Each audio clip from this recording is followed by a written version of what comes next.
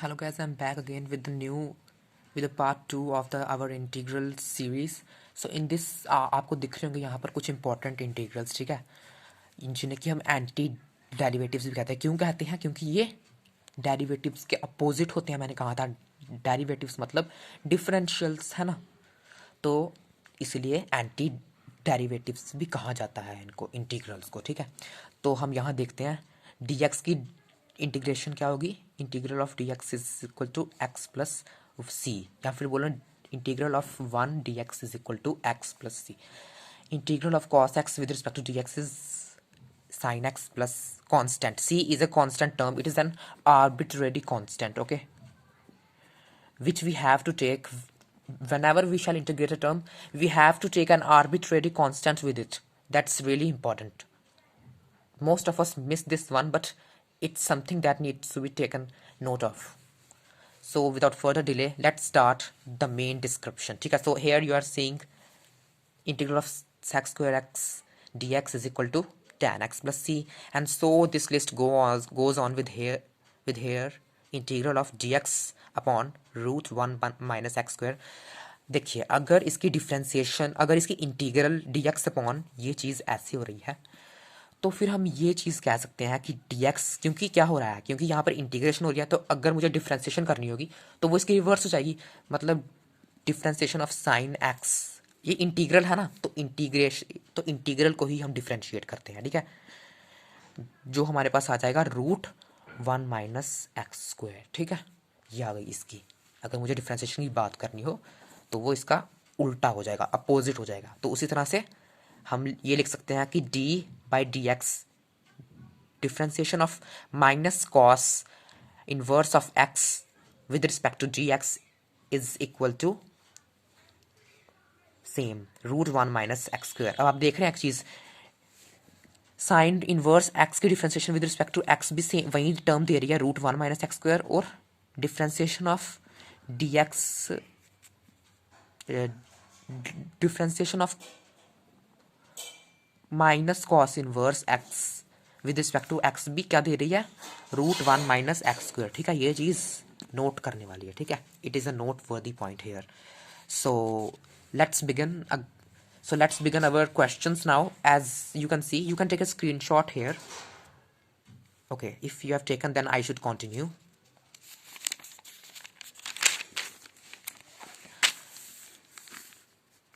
So let's take a question. Let's take differentiation of cos 3x. What will be the integral of cos 3x? The question says integral of this is the sign of integration, integration of cos 3x with respect to dx. Okay, so we are gonna find out this right now. So what we are gonna do this, we are gonna do some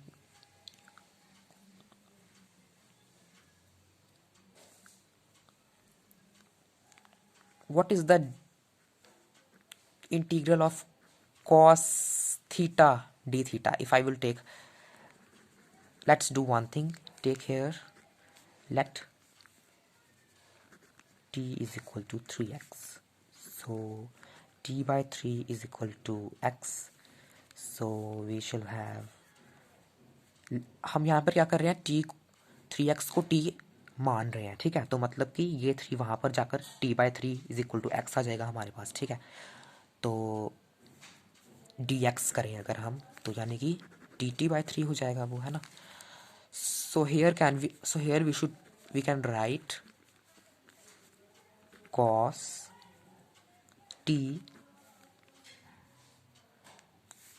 dx can be replaced by dt by 3, so dt by 3 is constant, so it will go out, and here we shall have cos t dt. Now it is something that needs to be take note of. What is the integral of cos x dx? It's sine x, that is sine t, 1 by 3 sine t plus a constant, arbitrary constant c. So what is t? T is 3x 1 by 3 sine 3x plus c. So this is our final answer. So this is the way we are going to use to find different integrals. So let's take another example, e2x. now here is the point. अब मैं आपको एक चीज बताऊं कि e x की differentiation with respect to x वो भी डी एक्स होती है, और इसका इंटीग्रल भी क्या होगा, इस तरह से ई एक्स ही होगा, ठीक है, प्लस सम आर्बिट्रेरी कांस्टेंट सी। ये आर्बिट्रेरी कांस्टेंट आपको हर जगह याद रखना है, ठीक है, कि आपने ये चीज़ अप्लाई करनी है। तो हम यहाँ देख लेते हैं, यहाँ पर हमें क्या दिया है, ई ऑफ टू एक्स, तो इसको क्या करना है, हमें इंटीग्रेट करना है, right. So we shall do what, let t is equal to two x. हम टू एक्स को क्या लेट कर लेंगे, टी, ठीक है। So in this way d x by, so if we differentiate both sides with respect to x, we shall get this here too, and differentiation of differentiating both sides with respect to x. So when we differentiate both sides t and 2x by x, then what we get is dt by dx at the left hand side, and on the right hand side we get 2, because differentiation of x with respect to x is 1, so here is 2. So we shall do what, dt is equal to 2 dx, or dt by 2 is equal to dx. So now we can replace dx by dt by 2 and what we let two two x t, हमने two x को क्या late किया है, T, तो यहाँ पर हम two x की जगह क्या लिखेंगे, टी लिखेंगे, और डी एक्स क्या मिला हमें, डी टी बाई टू, तो यहाँ पर हम डी टी बाई टू लिखेंगे। तो आगे हम करेंगे रू integral E of T, T को लिया ना हमने टू एक्स, तो हम ये लिखेंगे, और डी एक्स की जगह क्या लिखेंगे हम, डी टी बाई टू। तो ये टू क्या का कॉन्स्टेंट, इसको बाहर ले लेते हैं, चलो, वन बाई टू, ये अंदर e t by d t आ गया। तो ये e x by d x की फॉर्म देखिए, चाहे आपको e x by d x, चाहे वेरिएबल कोई भी हो, ठीक है, वेरिएबल आप ए भी, वेरिएबल आप एक्स टी वाई जेड कुछ भी ले सकते हो, ठीक है, तो इसीलिए वो मैटर नहीं करता है, ठीक है। तो ई टी की differentiation with respect to d t अगर हम कंपेयर करें इससे, तो वो क्या आ जाएगी हमारे पास, ई टी, है ना। अगर ई एक्स की डिफ्रेंसिएशन, अगर ई एक्स की इंटीग्रल विद, अगर ई एक्स की integral with respect to d x हमारे पास क्या होती है, ई एक्स होती है, तो उसी तरह से ई टी की डिफ्रेंसिएशन, ई टी का integral with respect to d x with respect to d t, वो भी हमारे पास ई टी ही होगा।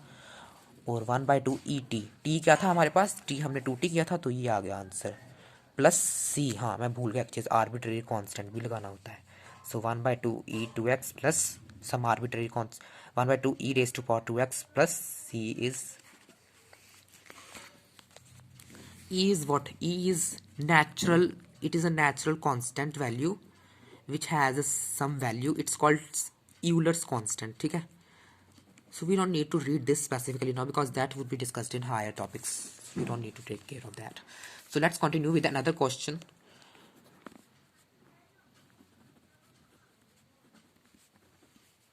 Question is this, as you can see, right? Let's do this. Integrating both sides with respect to dx. So क्या होगा, इसको हम बांट लेंगे, माइनस है यहाँ पर, dx यहाँ और dx यहाँ, पहले यहाँ, तो ये करके क्या आ जाएगा, sign to x D x minus integral, integral भी बंट हो जाएगा दोनों में, है ना, तो यहाँ पर भी इंटीग्रल 4e3x dx। अब ये हमने पहले किया था, क्या क्या होता है ये,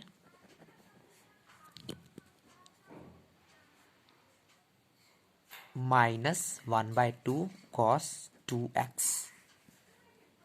अब ये कैसे आया, ये मैंने आपको काफ़ी कुछ एग्जाम्पल से समझा दिया कि आपको कैसे निकालना होता है। यहाँ पर मैं क्या करूँगा, यहाँ पर मैं साइन लेट करूँगा कि 2x जो है वो क्या है, t है, ठीक है। तो यहाँ से मेरे पास ये मिलेगा कुछ ऐसा, है ना, तो मैं dx जगह dt बाई टू भी पुट कर सकता हूँ, ठीक है। तो यहाँ पर अगर मैं लिखूँ तो साइन 2x क्या लिया मैंने, t, तो साइन t, और dx की जगह क्या लिख लूँगा, डी एक्स की जगह लिखूँगा डी टी बाई टू का इंटीग्रल। सो 1/2 बाहर, साइन टी डी टी अंदर। अब इसका इंटीग्रल क्या होता है, इस माइनस कॉस टी। सो इसलिए टी क्या था 2x, सो -1/2 कॉस 2x। तो इस तरह से हमारे पास इसका इंटीग्रल क्या आया, -1/2 कॉस 2x, जो कि मैंने यहाँ लिखा हुआ है। ठीक है, अब -4 क्या कांस्टेंट है, तो 4 को हम बाहर ले लेंगे, e3x dx। ठीक है, ये वैसा ही रहेगा। अब यहाँ पर क्या करेंगे, e3x है,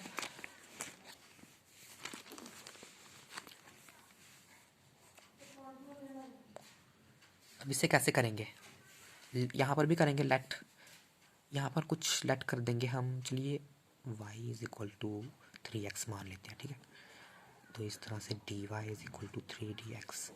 तो मतलब मैं dy/3 लिख सकता हूँ किसकी जगह, dx की जगह, है ना। तो मतलब e raise to power y है ना, y क्या लिया मैंने 3x, तो e raise to power y है। और यहाँ dx की जगह क्या लिखूँगा मैं, dy/3।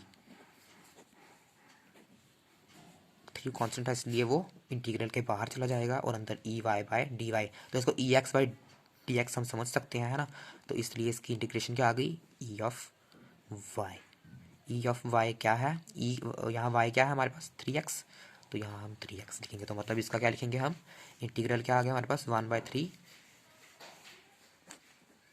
हाँ, यहाँ पर एक चीज़ मैं भूल गया, प्लस कांस्टेंट 1 c1, क्योंकि यहाँ पर दो हमें कांस्टेंट्स मिलेंगे, दो आर्बिट्रेरी कांस्टेंट मिलेंगे, इसलिए मैं ऐसे प्लस c1 लिखूंगा और यहाँ पर मैं c2 लिखूंगा आर्बिट्रेरी कांस्टेंट को। ठीक है, 1/3 e ऑफ 3x, यहाँ पर भी प्लस c1, यहाँ पर भी प्लस c2 आर्बिट्रेरी कांस्टेंट आ गया ये। ठीक है मेरे पास, तो यहाँ से मेरे पास क्या आ गया, -1/2 cos 2x -4/3 e of 3x plus c1 plus c2। इसको अलग, एक मिनट, ये अलग है और ये कांस्टेंट। ठीक है,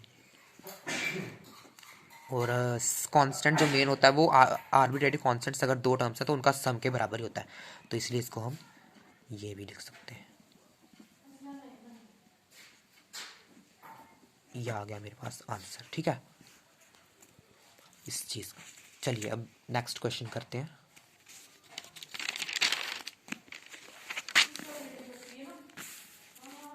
चलिए नेक्स्ट क्वेश्चन करते हैं। तो नेक्स्ट क्वेश्चन है मेरे पास x² integral of x² 1 - 1x² dx। ठीक है, चलिए इन दोनों को इंटीग्रेट करते हैं। ठीक है, अब यहाँ पर हम एक चीज़ कर सकते हैं, इसको अंदर ले जाएं और इसको भी अंदर मल्टीप्लाई कर लेते हैं। x² आ जाएगा -1 ये x² कैंसिल होकर क्या बन जाएंगे 1, है ना।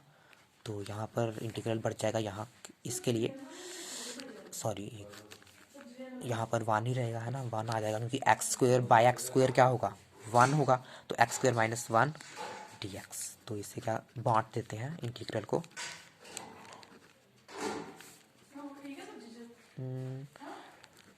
मैंने क्या बताया था, देखिए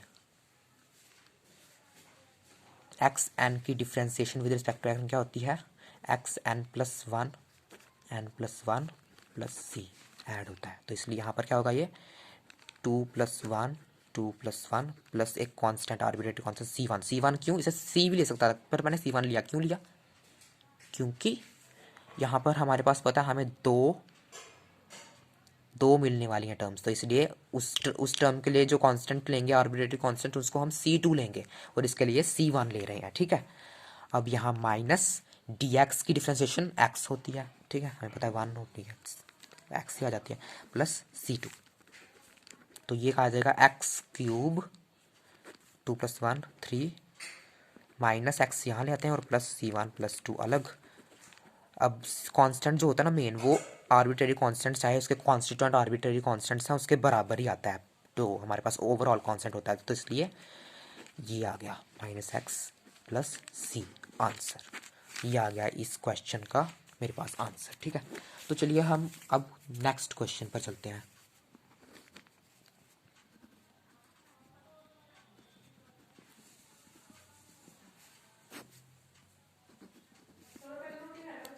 ठीक है, ठीक है। मम्मी, मम्मी, मैं वीडियो बना रहा हूँ प्लीज। ओ,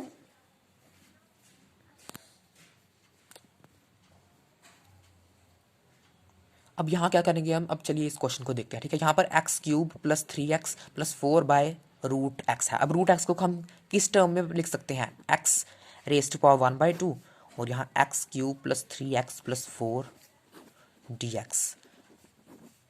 इसको हम डिवाइड कर सकते हैं ना, मतलब दोनों से। इसको हम अगर ऐसे लिख दें तो कोई प्रॉब्लम तो नहीं है ना। ये देखिए, इसको ऐसे लिख देंगे, 3x एक्स की पावर 1/2 प्लस 4 एक्स की पावर 1/2। तो ये आ गया मेरे पास dx, ठीक है। अब यहाँ पर ये क्या आ जाएगा, x3। जब भी हमारे पास कुछ ऐसा हो, जैसे x raise to power m, x raise to power m समझिए यहाँ पर नीचे, तो वो एक्चुअली में इसके बराबर आ जाता है हमारे पास, ठीक है। तो इसलिए यहाँ पर मैं x3 माइनस 1/2 लिखूँगा।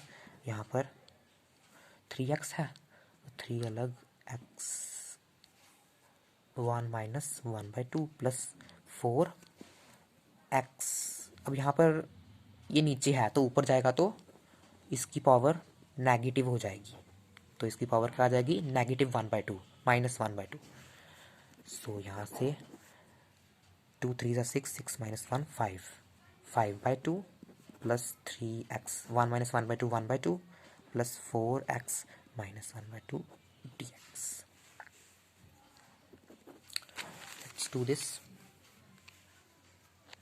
अब हम डिवाइड कर देंगे, मतलब अब हम बांट देंगे इस इंटीग्रल को इन तीनों में।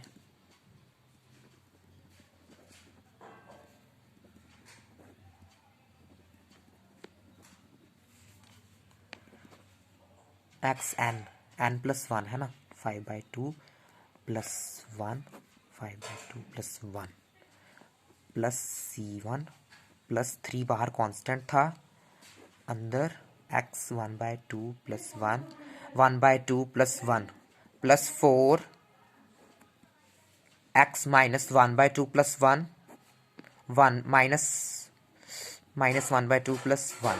ओ सॉरी, यहाँ पर प्लस c2 कांस्टेंट इसका भी होना था ना, आर्बिट्रेरी कांस्टेंट, और इसका c3। 7/2 का जाएगा, ये करेंगे 2 ऊपर जाएगा तो 5 प्लस 2 7/2, और नीचे भी 7/2 प्लस इन c1 c2 c3 को हम बाद में अलग लिख देंगे, अभी हम इन टर्म्स पर ध्यान देते हैं, ठीक है। 3x 1/2 प्लस 1, 2 1 ज़ा 2, 2 प्लस 1 3, 3/2 x 3/2, नीचे भी 3/2, सॉरी 3/2, 3/2 प्लस 4, ये क्या आ गया मेरे पास, एक्स रेज टू पावर, ये आ जाएगा मेरे पास 1/2, माइनस 1/2 प्लस 1 क्या होता है 1/2, और नीचे भी माइनस 1/2 प्लस 1, तो वो भी क्या होगा 1/2। सो इट्स सी, तो अब लास्ट में ये तीनों कॉन्स्टेंट लिखते हैं, c1 c2 c3, c1 plus c2 plus c3। चलिए, अब यहाँ पर क्या है मेरे पास, यहाँ पर आप जैसे कि देख सकते हैं, यहाँ पर मेरे पास नीचे 7/2 है ना, तो ऊपर जाकर 2/7 हो जाएगा, है ना। तो यानी इसे मैं लिख सकता हूँ, इसे मैं लिख सकता हूँ 2/7 x raise to power 7/2 plus 2/3 x raise to power 3/2 plus 2x की पावर 1/2 प्लस c। तो इसे क्या लिखूँगा मैं, 2/7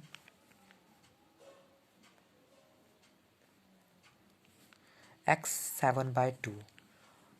तो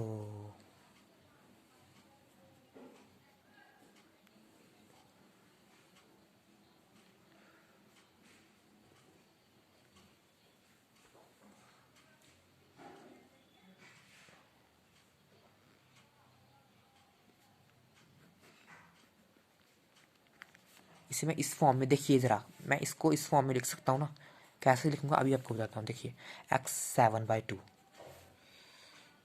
सॉरी ये विजिबिलिटी थोड़ी सी कम हो रही है।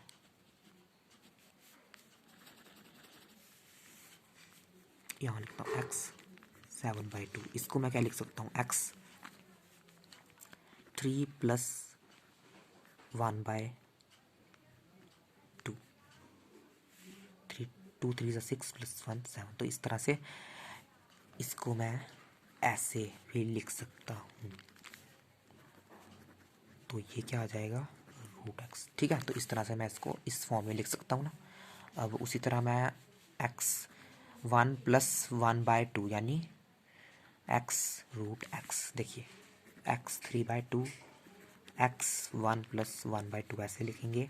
फिर x1/2, जब ये चीज़ हो रही हो, जब भी हमारे पास xm + n हो तो वो क्या होता है, xm xn। ठीक है, तो मतलब x1/2 x√x। तो इसलिए यहाँ पर मैंने क्या लिखा, x√x, यहाँ कुछ नहीं है, यहाँ x√x है। ठीक है, और +2 x1/1/2 वो क्या होता है, x2 वो क्या होता है, √x + c। तो इस तरह से ये आंसर आ गया। फाइनल आंसर मैं नीचे लिख देता हूँ, वहाँ पर बहुत बनता है। देखिए ये 2/7 x³ √x + 2/3 x√x + 2 √x c। c क्या था, सम। c हमने उन तीनों आर्बिट्रेरी कांस्टेंट जो जितने थे उनका सम कर लिया था। ठीक है, तो उसको हमने c सपोज कर लिया। ठीक है, तो इस तरह से ये आ गया आंसर। ठीक है, किस क्वेश्चन का, इस क्वेश्चन का। ठीक है, इस क्वेश्चन का। चलिए आप स्क्रीनशॉट लेने इस क्वेश्चन का, ये क्वेश्चन था। ठीक है, इसको इंटीग्रेट करना था। तो ये देखिए आप स्क्रीनशॉट ले सकते हैं,